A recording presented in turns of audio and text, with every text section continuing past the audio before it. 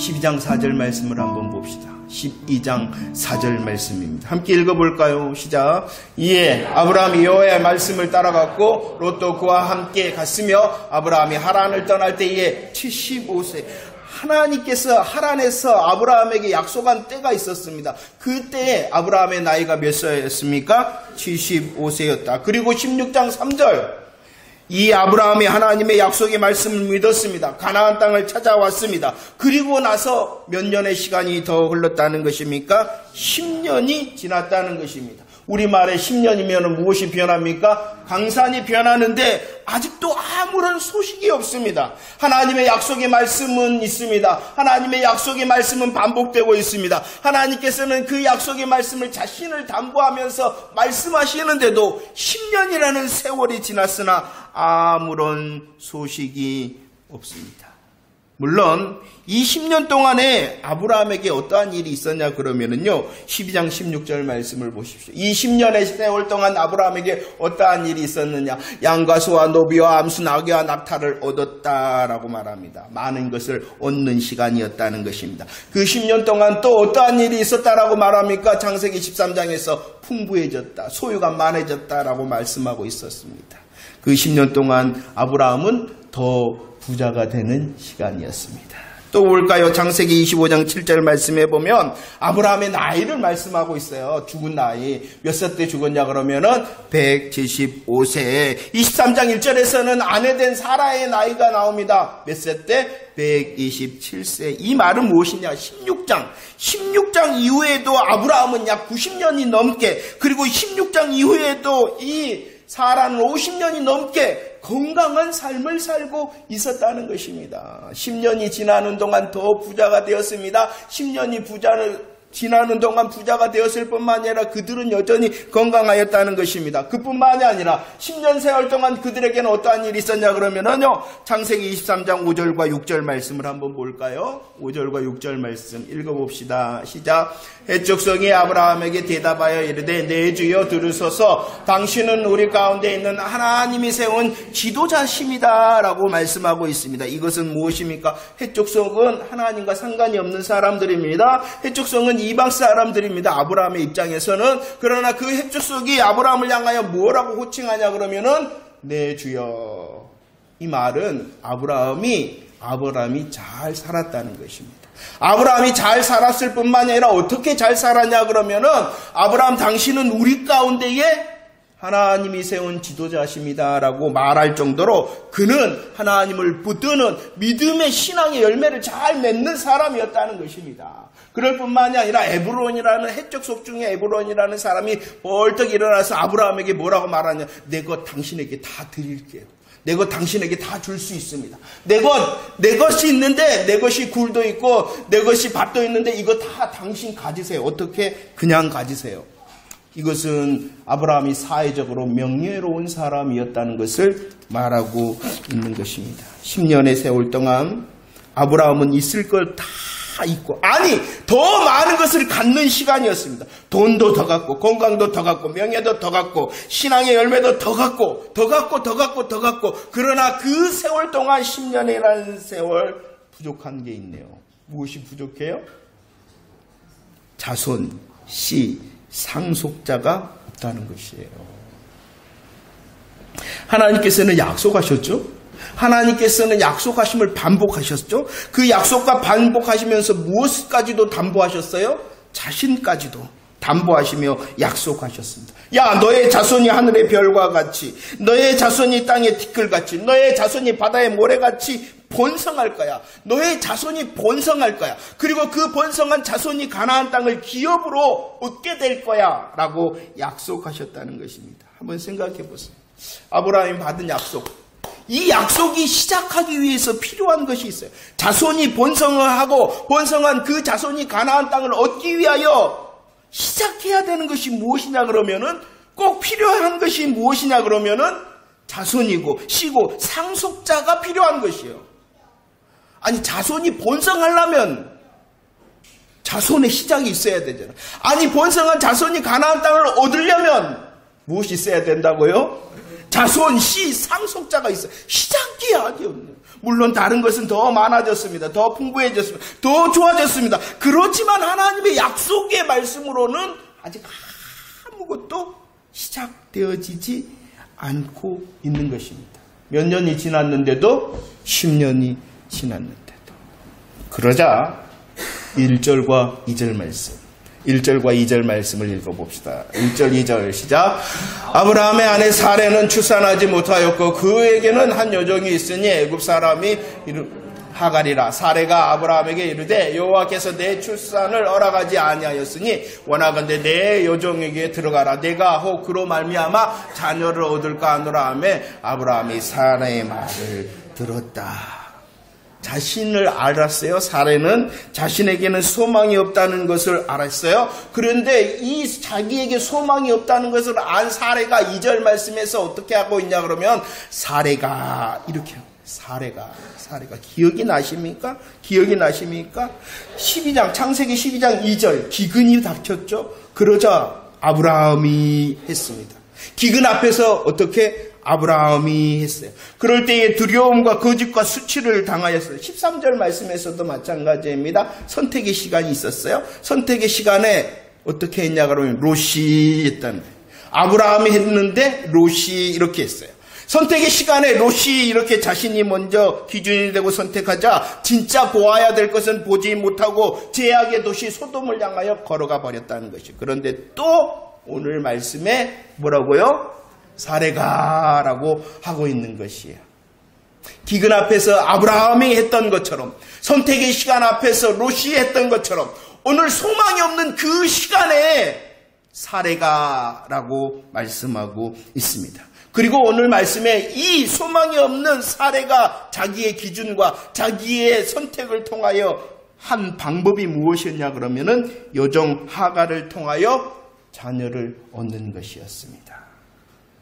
이것은 당시에는 정당한 방법입니다. 이것은 당연한 방법입니다. 이것은요 아주 좋은 방법입니다. 굿 아이디어라는 것이지요.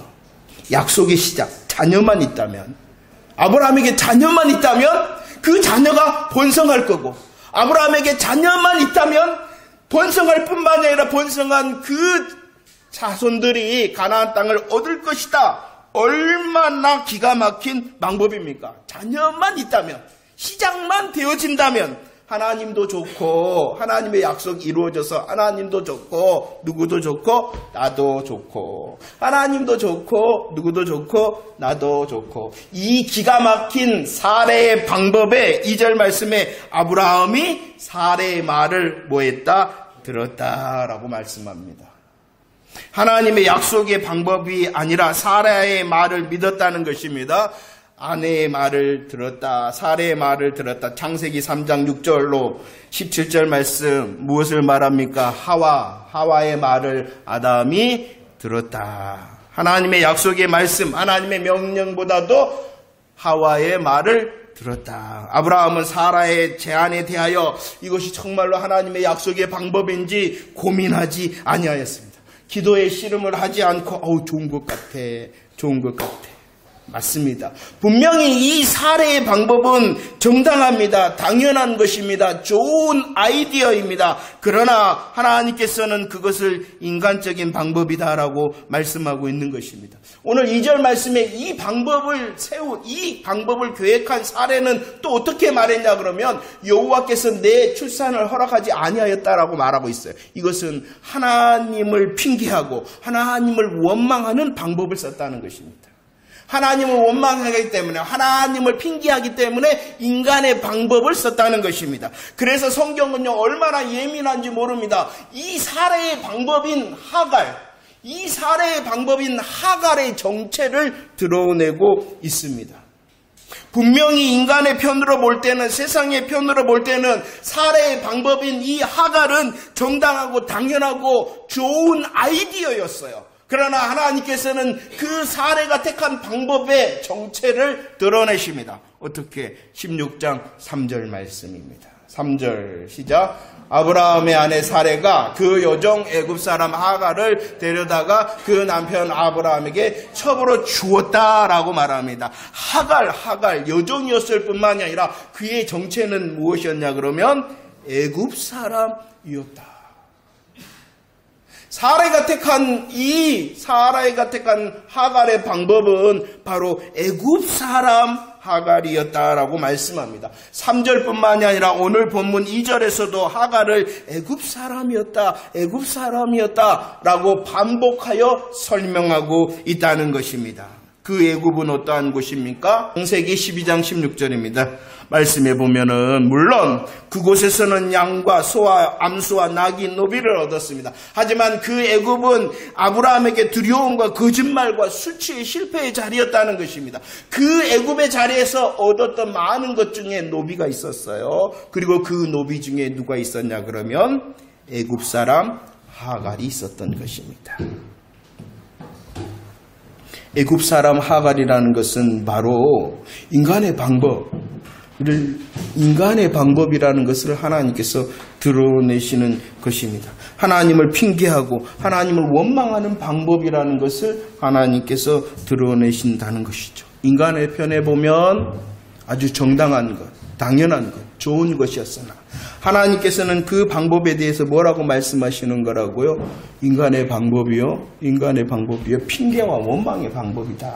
이렇게 드러내십니다. 그런데 말입니다. 4절 16장 4절 말씀을 봅시다. 시작. 아브라함이 하갈과 동침하였더니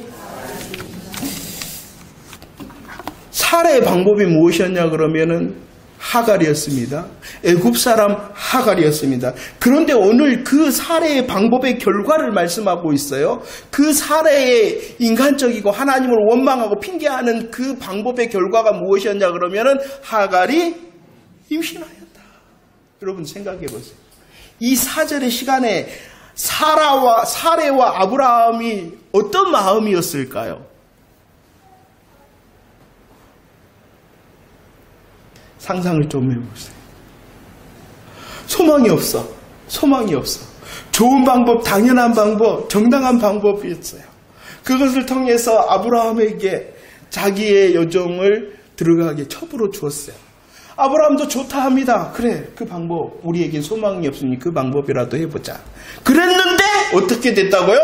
그 방법인 하갈이 임신하였다. 여러분들 1절과 4절을 한번 상상해 보세요. 만약에 이 시간에 사레와 아브라함의 입장이었다면, 이 상황이었다면 어떻게 했을까요? 성경에서는 기록되어지지 않았으나 분명히 할렐루야를 외쳤을 것입니다. 하나님께서 역사하시고 일하시고 응답하심으로 하갈이 뭐했다? 임신했다.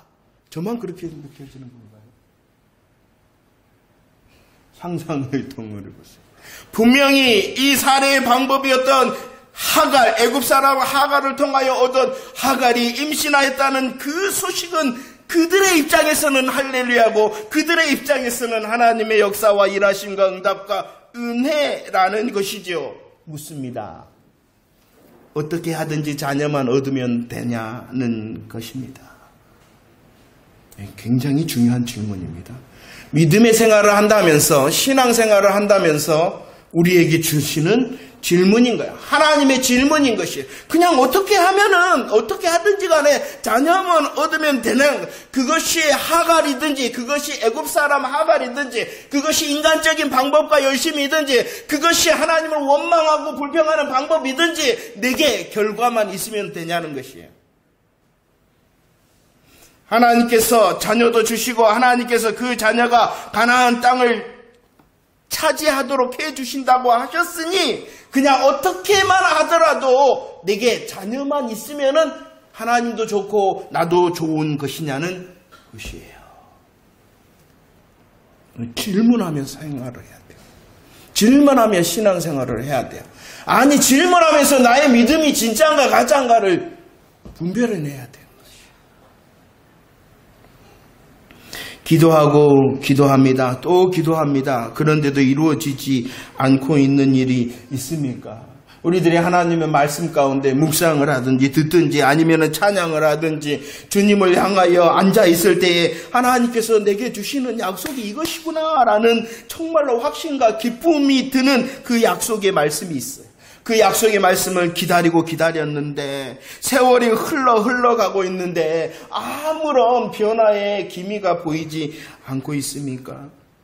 잘 기억해야 됩니다. 오늘 말씀 잘 기억해야 됩니다. 하나님의 약속의 방법이 아닌데도요. 하나님의 약속의 방법이 아닌데도 애굽 사람 하갈을 통하여서도 무엇을 얻을 수 있다? 자녀를 얻을 수 있다는 사실을 기억해내야 됩니다.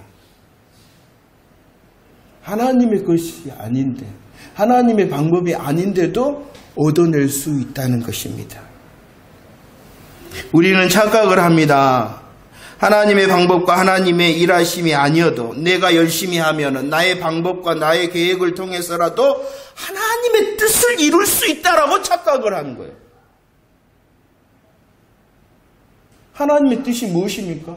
자녀가 번성하는 것. 하나님의 뜻이 무엇입니까? 그 아브라함의 번성한 자녀가 가나안 땅을 얻는 것이 하나님의 뜻이고 하나님의 약속의 말씀입니다. 그런데 그 약속의 말씀을 어떻게 이룬다? 내가 열심히 하면은 나의 방법과 계획을 통하여서 할 수 있다라고 착각하기 시작한다는 것입니다. 아브라함과 사라는요, 분명히 애굽 사람 하갈을 통하여 자식을 얻었다. 이스마엘을 얻었다. 그러나 성경은 다시 우리에게 말씀해 주시지 않습니까? 갈라디아서 4장 30절 말씀입니다. 갈라디아서 4장 30절 읽어봅시다. 시작. 그러나 성경이 무엇을 말하느냐? 요정과 그 아들을 내쫓으라. 요정의 아들이 자유있는 여들 더불어 유업으로 그거 아니다라는 거예요. 아니다라는 거예요.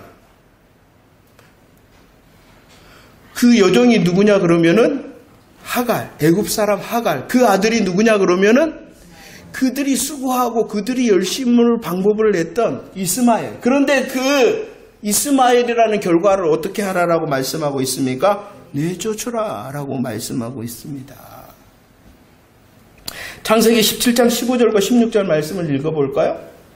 15절과 16절 시작. 하나님이 또 아브라함에게 이르시되 내 아내 사레는 이름을 사라라 하지 말고 사라라 하라. 내가 그에게 복을 주어 그가 내게 아들을 내가 그에게 복을 주어 그를 여러 민족의 어머니가 되게 하리니 민족의 여러 왕이 그에게서 나온다라고 말합니다. 여러분들 계시는 열어서 보여주시는 하나님의 뜻은 점진적이다. 점점점 더 많이 보여준다라고 말씀을 드렸잖아요. 하나님께서는 이전까지는 내가 자손을 줄게, 내가 그 자손이 기업을 차지하게 해줄게 라고 말씀해 주셨어요. 오늘 17장 말씀에 또 무엇을 말씀해 주시냐 그러면 그 자손의 시작이 누구로부터냐? 애굽 사람 하갈이 아니라 누구로부터? 너 아내 사레로부터. 그리고 그 아내의 이름을 뭐라고 바꿔주냐 그러면은 사라를 통하여 내가 아들을 얻을 거야 라고 약속을 해주고 있습니다. 18장에서도 반복하고 있는 것입니다. 18장, 17장에서도 너 아내 사라를 통하여 아들을 낳게 될 거야 라고 말씀하시며 18장에서도 또다시 반복하고 있습니다. 사라가 내게 아들을 낳을 거야. 내 아들이 사라에게 있다 라고 말씀하고 있잖아요. 누구를 통하여 자손을 얻는 것이 하나님의 진짜의 방법입니까? 사라를 통하여. 그 약속의 아들로 얻은 아들의 이름이 무엇입니까? 이삭. 그런데 17장 18절 말씀, 17장 18절 시작. 아브라함이 이에 하나님께 아뢰되 이스마엘이나 하나님 앞에 살기를 원하나이다. 인간의 열심과 인간의 수고를 통하여서도 열매는 있어요. 그러나 하나님께서는 그 인간의 수고와 방법에 대하여 뭐라고 드러내 주셨어요? 가짜다라고 말씀을 해주셨어요. 가짜에 만족해야 하고 있는 이 아브라함을 향하여 하나님께서 다시 말씀해 주십니다. 그 가짜가 아니라 진짜를 내가 줄게 이렇게 말씀하고 있는 거예요. 그런데도 아브라함은 뭐라고 대답했다고요? 17장 18절에서 아니 나 이제 진짜 필요 없고요. 나 진짜 필요 없고요. 하나님의 거 필요 없고요. 이스마엘은 뭔데? 가짜인데. 하나님, 가짜라도 괜찮네요. 나 이거 붙들고 살래요. 이렇게 말하고. 착각을 하니까, 내 방법으로 하나님의 뜻을 이룰 수 있다라고 착각을 하니까 얻은 가짜에 대하여 만족해하고 살아가고 있는 아브라함의 모습입니다. 다시 묻습니다. 그냥 이루어지면 됩니까? 아니, 어떻게 되든지 간에 내가 원하는 것, 하나님의 뜻이는 것 같은 것 그냥 응답받기만 하면 됩니까? 그냥 얻어내고 해결되어지면 잘 되고 있는 것입니까? 얼마나 많은 사람들이 믿음이라 하면서, 얼마나 많은 사람들이 신앙이라 하면서 착각을 하고 거짓 것에, 가짜에 만족해하며 살아가고 있는지 모릅니다. 여러분들은 어떠십니까? 이스마엘은 인간적인 것입니다. 이스마엘은 사람의 방법입니다. 이스마엘은 육체의 열매입니다. 성령의 열매가 아니라는 것이죠. 로마서 12장 2절 말씀 고백합시다. 로마서 12장 2절 시작. 너희는 이 세대를 본받지 말고 오직 마음을 새롭게 함으로 변화를 받아 하나님의 선하시고 기뻐하시고 온전한 뜻이 무엇인지 분별하라라고 말합니다. 무엇을 분별하라 그럽니까? 하나님의 선하시고 기뻐하시고 온전하신 뜻을 분별해야 돼요. 그러기 위해서는 뭐 해야 돼요? 마음을 새롭게 해야 돼요. 세상 기준과 자기 중심의 삶의 방법을 버리고 오직 하나님 되심으로 우리들은 분별하는 자가 되어져야 된다는 것입니다. 골로새서 1장 9절 이 일은 어떻게 하느냐? 모든 신령한 지혜와 총명, 즉 성령님을 통해서 하신다는 거예요. 성령님께서 어떻게 역사하신다고 저와 여러분들이 익히고 있습니까? 그냥 하늘에서 뚝 떨어져서 역사하심도 있지만 지금 이 시대에 하나님의 성령님의 역사하심은 말씀을 통해서라. 성경 말씀을 통해서라. 성경 말씀을 통하여 더 훈련하고 더 아멘하고 더 마음과 생각에 채우고 더 우리의 가슴에 채워야지만이 분별할 수 있는 자가 되어집니다. 자기의 것 내려놓을 수 있는 자가 되어집니다. 세상의 기준과 자기의 방법을 내려놓을 수 있는 자가 되어진다는 것입니다. 우리는 분별함을 통하여 하나님을 구하고 하나님의 방법을 구하고 그 구한 하나님의 방법과 하나님으로 채우는 자가 되어질 때에 진짜를 누릴 수 있는 자가 되어진다는 것입니다. 지금 내 손에 있는 내가 누리고 있는 가짜에 속고 있지는 않습니까? 가짜에 착각하고 있지는 않습니까? 그것 우리를 향하여 분별하라 라고 명령하고 계십니다. 물론 우리들이 기다릴 때에 정말 힘들겠지요. 그렇죠. 그래서 하나님께서 우리에게 약속의 말씀을 다시 해줍니다. 하박국 2장 3절 말씀입니다. 분별할 때에 우리에게 인내를 요구하실 거예요. 조금 더 기다리라 그러네요. 가짜에 만족하지 말고 속지 말고 조금 더 기다리라 그러네요. 그 시간이 어찌 좋은 시간, 즐거운 시간이겠습니까? 그러니까 하나님께서 다시 말씀하십니다. 우리를 향한 약속의 말씀이라 생각하고 믿음으로 고백합시다. 시작. 이 묵시는 정한 때가 있나니 그 정말이 속히 이르겠고 결코 거짓되지 아니하리라. 비록 더딜지라도 기다리라. 지체되지 않고 반드시 응하리라. 하나님의 뜻과 하나님의 방법과 하나님의 열매 어떻게 되어진다? 속히 이르겠다 라고 말씀합니다. 우리의 생각으로는 너무나도 더딘 것 같습니다. 늦는 것 같습니다. 그러나 지체되지 않고 반드시 응하리라. 우리에게 다시 말씀하시는 하나님을 의지하는 저와 여러분들이 되어지기를 축원합니다.